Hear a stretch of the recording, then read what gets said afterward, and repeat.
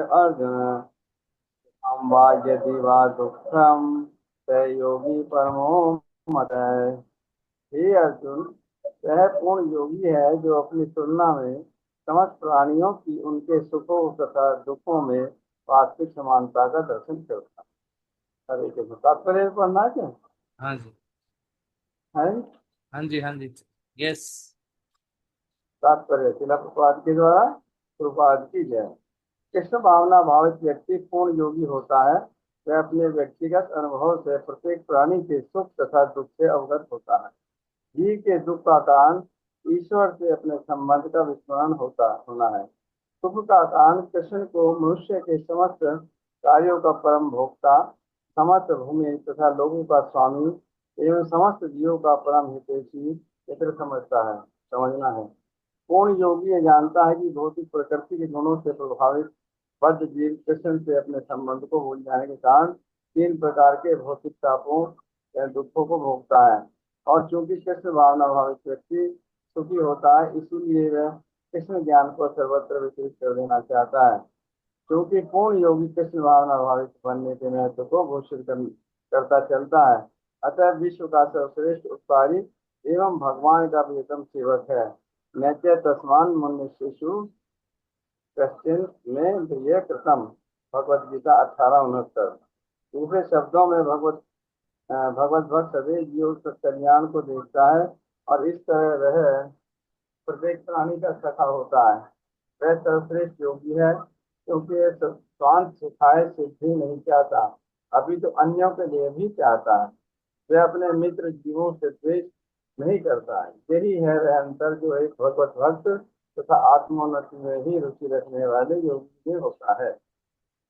जो योगी पूर्ण रूप से ध्यान करने के लिए एकांत स्थान में चला जाता है, वह अपना पूर्ण नहीं होता। इस तरह के भक्त जो प्रत्येक व्यक्ति को कृष्ण भावना भावित बनाने का प्रयास करता रहता है। हरे कृष्ण। धन्यवाद। Hare Krishna. Thank you so much Ram Mohan Prabhu. वो ये श्लोक महत्वपूर्ण है। भगवान जो श्रृंखला चल रही है उसमें स्टेप वाइज हमें बता रहे हैं कि जो भक्ति योगी है वो किस प्रकार से व्यवहार करता है। 6:29 में हमने देखा था कि उसकी देखने की, उसकी दृष्टि की बात कही थी कि किस प्रकार से वो अन्य जीवों में भी परमात्मा का दर्शन करता है। उसके बाद अगला श्लोक था 6:30। उसमें भगवान ने बताया कि किस प्रकार से एक भक्ति योगी जो है वो भगवान श्री कृष्ण का दर्शन करता है प्रत्येक जीव। उसके बाद 6:31 में हम आए थे। वहां पर भगवान ने बताया कि किस प्रकार जो है कृष्ण में स्थित हो जाता है भक्ति योगी। और आज जो ये श्लोक है यहाँ पर एक जो अपना भला चाहने वाला योगी है उसकी बात कर रहे हैं कि जो भजनानंदी है, जो एकांत में भजन करना चाहता है, एकांत में भक्ति करके स्वयं भगवान के धाम चला जाना चाहता है उसमें। और एक ऐसे योगी में क्या फर्क है जो अन्यों के दुखों को समझकर उनको भी भगवत धाम भेजना चाहता है, जो सिर्फ सीमित नहीं है अपने कल्याण तक, अन्यों के कल्याण के विषय में जो सोचता है। ऐसे भक्ति योगी के विषय में आज के श्लोक में बता रहे हैं। मतलब इस श्लोक का सार क्या है? वो है कृष्ण को बांटना। सिर्फ कृष्ण में स्थित हो जाना ये कंजूसी वाली बात होगी कि अपना भला सोच लिया हमने, लेकिन कृष्ण में स्थित होकर उनको पा लिया और उसके बाद उनका वितरण, ये महत्वपूर्ण बात है, ये सार है, ये पराकाष्ठा है भक्ति की और कृष्ण प्रेम की। तो इसलिए हम देख सकते हैं कि जो ये श्लोक है 6:32, इसमें बैठ इसका जो नायक हो सकता है, इस श्लोक का जो हीरो होगा, वो किसी गुफा में बैठा हुआ योगी नहीं है, बल्कि इसका श्लोक के हिसाब से, भगवान श्री कृष्ण के हिसाब से, वो व्यक्ति हीरो होगा जो प्रचार में लगा है, अपने भले तो सोच ही रहा है, अपने भले की बात तो सोच ही रहा है, लेकिन अन्यों के कल्याण के विषय में भी सोच रहा है। जन्म सार्थक करी कर परोपकार, अपना भी जीवन सार्थक कर रहा है, परंतु अन्यों के ऊपर भी परोपकार कर रहा है। जैसे कि हम देख सकते हैं नारद मुनि, इसका उदाहरण है। नारद मुनि किसी एकांत गुफा में बैठकर भजन नहीं किए, हर जगह हर एक व्यक्ति के पास जाते थे नारद मुनि। अलग अलग लोकों में जाते थे नारद मुनि, सिर्फ एक ही बात, नारायण नारायण। हर किसी को भगवान के नाम के विषय में बताते थे, सदैव सततम कीर्तयन्तो माम। अन्यों को भगवान का नाम बांटते थे, उनके कल्याण के विषय में सोचते थे, असुरों तक के विषय में भी, खराब से खराब व्यक्ति के विषय में भी, हिरण्यकशिपु के विषय में भी, कंस के विषय में भी, सबके विषय में सोच रहे हैं। अच्छे लोगों के, ध्रुव के विषय में भी सोचा, प्रहलाद के विषय में भी सोचा। और स्वयं प्रहलाद महाराज भी उदाहरण है इसका। प्रहलाद महाराज ने नरसिंह देव भगवान से कहा कि मैं चाहता हूं आप इन सब का कल्याण करो, ये सब मूर्ख जो हैं, जो भक्तों को कष्ट दे रहे हैं, ब्राह्मणों को कष्ट दे रहे हैं, गैयाओं को कष्ट दे रहे हैं, इनको भी सद्बुद्धि दो, इनका भी कल्याण कर। केवल अपने तक सीमित नहीं थे, केवल अपना भला नहीं सोच रहे। स्वयं श्री कृष्ण जब गौरांग महाप्रभु के रूप में आए, चैतन्य महाप्रभु, तो उन्होंने भी क्या किया, सभी जगह भगवान श्री कृष्ण के नाम का वितरण किया। घर घर जाओ, मुखे हरि बोल भाई, ए मात्र भिक्षा चाहिए। स्वयं नित्यानंद प्रभु और हरिदास ठाकुर को भेजा, घर घर जाओ, दरवाजा खटखटाओ और उनको हरि नाम का वितरण करो, ताकि उनका भी कल्याण हो। नित्यानंद प्रभु जो स्वयं बलराम है, वो घर घर जाके भिक्षा मांग रहे हैं, और क्या कह रहे हैं, मुखे हरि बोल भाई, ए मात्र भिक्षा चाहिए। कितनी बड़ी बात है, स्वयं भगवान बलराम घर घर जाके भिक्षा मांग रहे हैं। उसके नायक कौन है, बलराम जी हैं। और चैतन्य महाप्रभु के आदेश पर ये सब हो रहा है, चैतन्य महाप्रभु इसके नायक हैं, श्लोक के देखा जाए। और हमारे जो इस्कॉन के संस्थापक आचार्य हैं श्रील प्रभुपाद, उसका ज्वलंत उदाहरण है। 70 वर्ष की आयु में बूढ़ा व्यक्ति, विदेश में जिसका कोई जान पहचान नहीं, ठंडे देशों में बिना किसी जान पहचान के वहां चले गए, किस लिए, कि उन्हें पता था, गुरु का आदेश था कि तुम पढ़े लिखे हो, पाश्चात्य देशों में जाओ, वहां लोगों की हालत बहुत खराब है, उनके पास भगवान को जानने का कोई जरिया नहीं है, जाओ और वहां प्रचार करो, तुम कर सकते हो। तो गुरु की उस आज्ञा का पालन करने के लिए, औरों के कल्याण के लिए, श्रील प्रभुपाद वृंदावन के मंदिर में नहीं बैठे रह गए, राधा दामोदर मंदिर में उनकी पूरी व्यवस्था थी, आराम से रहने के लिए उनके पास रूम था, वहां पढ़ते, लेखन करते, रोज राधा दामोदर के दर्शन करते, प्रसाद पाते, वृंदावन में आनंद से रहते। लेकिन 70 वर्ष की आयु में लोक कल्याण के लिए निकल पड़े, बिना किसी बात की चिंता किए, बिना अपनी परवाह किए। वो असली नायक हैं इस श्लोक के, जो यहाँ पर भगवान बात कर रहे हैं कि व्यक्ति को कैसा होना चाहिए, दूसरों के दुख को समझकर, उनके दुखों को, उनके कष्टों को खत्म करने के लिए उन तक भगवान श्री कृष्ण का नाम पहुंचाना चाहिए। अगर बांटने योग्य कुछ है तो भगवान का ये दिव्य ज्ञान है, और स्वयं भगवान उनको कृष्ण देने चले गए। तो ऐसा व्यक्ति ही सर्वश्रेष्ठ योगी है, जो दूसरों के कल्याण के लिए उनको कृष्ण से जोड़ दे। समझ रहे हैं बात। सबसे बड़ा दुख क्या है, आध्यात्मिक दुख। लोगों के पास धन की समस्या नहीं है, भोजन की समस्या नहीं है। लोग लगता है कि भोजन की समस्या कहीं ना कहीं से मिल ही जाता है, कोई ना कोई दे देता है भोजन। सर्दी में जो लोग सड़क पे लेटे, कोई ना कोई कपड़ा दे देगा। लेकिन कृष्ण नहीं मिल रहे हैं लोगों को। धन है, दौलत है, रंग रूप है, शक्ति है शरीर में, लेकिन कृष्ण नहीं है। तो आने वाला समय उनका खराब है। सर्वश्रेष्ठ योगी जिसके विषय में यहाँ पर कह रहे हैं भगवान इस श्लोक में, वो इस बात को देख पाता है। वो जो आध्यात्मिक दुख है लोगों का, उसको समझकर उन्हें कृष्ण को देने का प्रयास करता है। ये सबसे महत्वपूर्ण बात है। वो सोचता है कि मुझे कृष्ण भावनामृत में जो सुख मिला है मेरे गुरु की कृपा से, वो मैं अन्यों को भी अनुभव करने के लिए दूं। इसलिए इस श्लोक का जो पहला शब्द है, आत्मोपम्येन,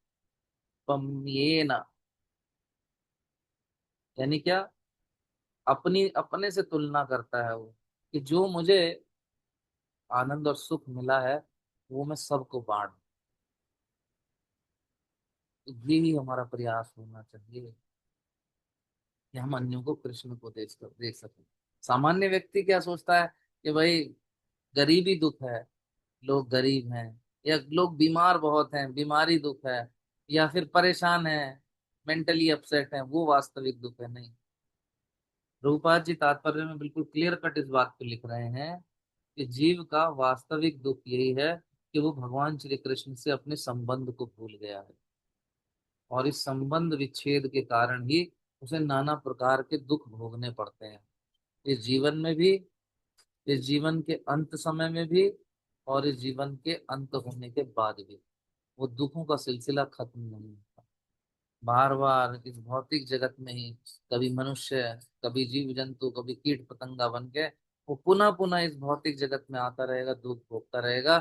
क्यों? क्योंकि वो कृष्ण के साथ अपने संबंध विच्छेद, अपने संबंध को भूल गया है, और उस संबंध को भूलने के कारण वो भगवान की सेवा का लाभ नहीं ले पाता। और भगवान की सेवा से जो लाभ मिलता है वो क्या है? इस भौतिक जगत से ही उसे छुटकारा मिल जाता है, और भगवान के धाम में सदा सदा के लिए शाश्वत भगवान की सेवा मिल जाती है। एक ऐसे स्थान पर न जहाँ न दुख है, न बुढ़ापा है, न बीमारी है।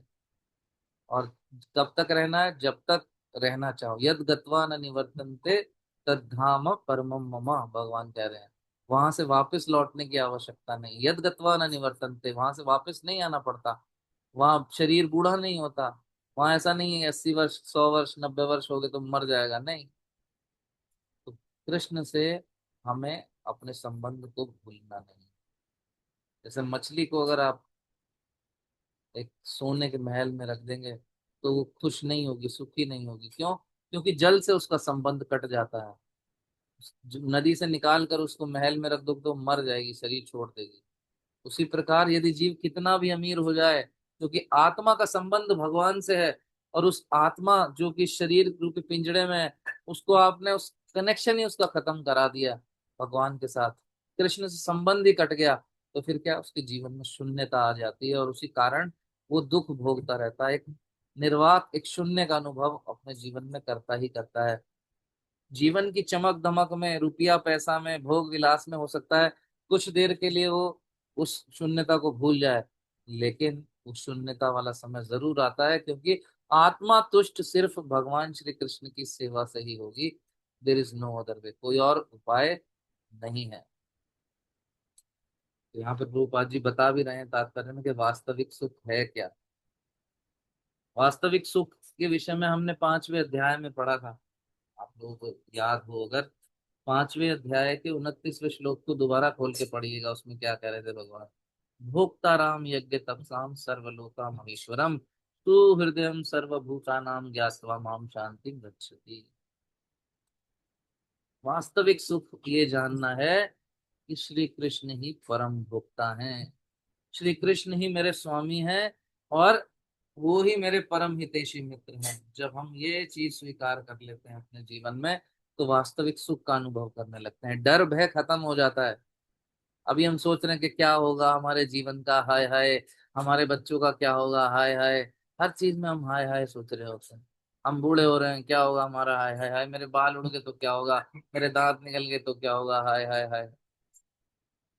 लेकिन जब हम इस बात को समझ लेते हैं कि ये जो शरीर है इसके भी भोक्ता श्री कृष्ण है, हम नहीं। हम इसको, इस शरीर को भोगना चाहते हैं, इस शरीर के माध्यम से दूसरे शरीरों को भोगना चाहते हैं, बस हम सब कुछ भोग लेना चाह रहे हैं, यही हम फंस जाते हैं। वास्तविक सुख यही है, ये मान लेना कि भोक्ता राम भगवान श्री कृष्ण है। और इस संबंध को भूल जाने के कारण ही व्यक्ति दुखी है।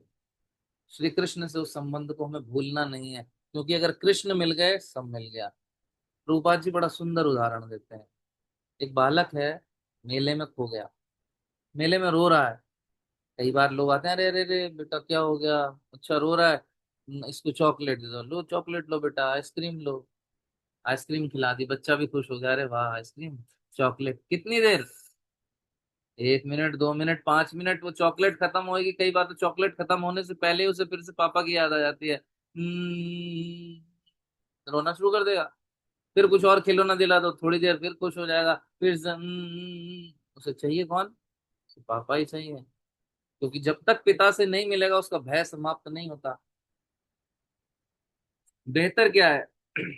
उसको चॉकलेट मिल जाना या पिता मिल जाना। एक व्यक्ति उसको चॉकलेट दे रहा है, आइसक्रीम दे रहा है, खिलौने दे रहा है, और कोई और अन्य व्यक्ति आया उसको, अरे अरे अरे दिखाओ तुम्हारी पॉकेट में कार्ड, आइडेंटिटी कार्ड, ओ इसमें पिताजी का नंबर है, कॉल कर रहे बेटा आपका यहाँ पे, आप आइए ले जाइए। उसके पिता से मिलवा दिया, तो बच्चे के सारे दुख खत्म हो जाएंगे। फिर खिलौना आइसक्रीम की जरूरत नहीं, जब पिता से मिल जाएगा तो पिता सारी जरूरतों की पूरी, जरूरत की जो पूर्ति कर देंगे। उसका ध्यान भी रखेंगे, उसको घर में दवाई भी दिलवाएंगे, उसको कपड़े भी दिलवाएंगे, पुस्तकें भी दिलवाएंगे, सारा जीवन उसका ख्याल रखेंगे, सिर्फ आइसक्रीम और खिलौनों तक सीमित नहीं रहेंगे। तो इस प्रकार जैसे बालक पिता से मिलने पर सुख का अनुभव करता है, उसी प्रकार जब भगवान श्री कृष्ण से हमारा संबंध पुनः स्थापित हो जाता है तो हम वास्तविक सुख का अनुभव करते हैं। तो यही इस श्लोक में बता रहे हैं कि ऐसा व्यक्ति जो है लोक कल्याण के लिए कार्य करता है, जो वास्तविक योगी है, वो लोगों को जस्ट कंबल बांटना, थोड़ी देर के लिए खाना दे देना, या कोई और उनकी सहायता करना, ये सब खिलौने चॉकलेट और आइसक्रीम देने जैसा है। दे सकते हो, कोई बुराई नहीं, लेकिन असली सहायता उसकी क्या है? उसकी असली सहायता यही है कि उसको उसके पिता से मिलवा दिया जाए। उसके पिता से जब उसका मिलन हो जाएगा तो फिर उसका जीवन आनंद में, वो प्रसन्न रहेगा। रहेगा कि नहीं रहेगा? यस। तो हमें यही कार्य करना है। तो जो योगी है इस श्लोक के अनुसार, भगवान क्या कह रहे हैं, वो लोक कल्याण के लिए कार्य करता है।